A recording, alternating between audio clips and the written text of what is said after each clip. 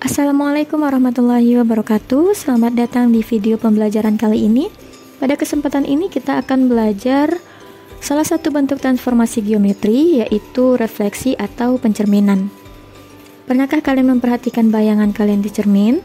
Bayangan itu adalah contoh nyata dari konsep yang akan kita pelajari hari ini, yaitu refleksi. Refleksi bukan hanya terjadi pada cermin datar.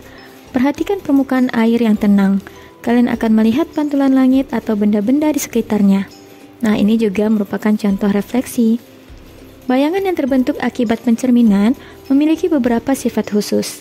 Sifat inilah yang akan menjadi dasar kita dalam menentukan bayangan ketika suatu objek dicerminkan.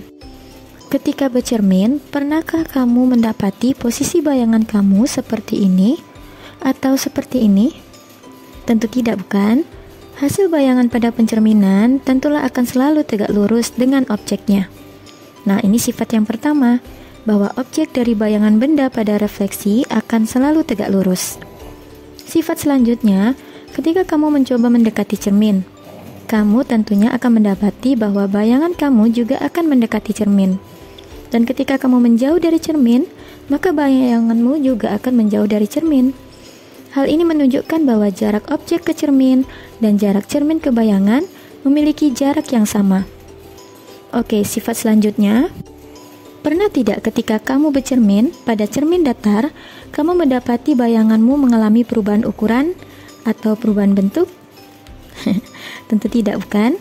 Nah, ini menunjukkan bahwa bayangan dari objek yang dicerminkan tidak mengalami perubahan bentuk maupun ukuran. Nah, inilah sifat-sifat dari refleksi.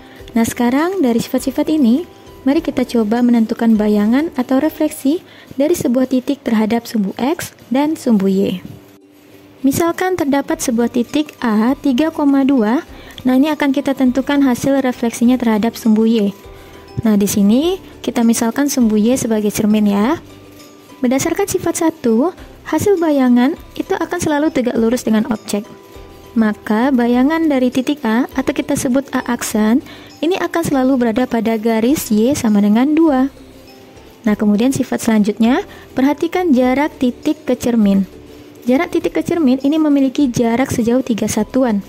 Maka bayangan titik A juga harus memiliki jarak yang sama, yaitu 3 satuan terhadap cermin. Maka kita dapati posisi titik A aksen yaitu min 3,2.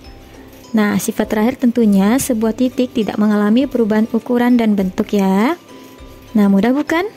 Dari contoh sederhana ini kita dapati bahwa ketika suatu titik dicerminkan terhadap sumbu Y, maka terjadi perubahan pada nilai absis titik koordinat tersebut.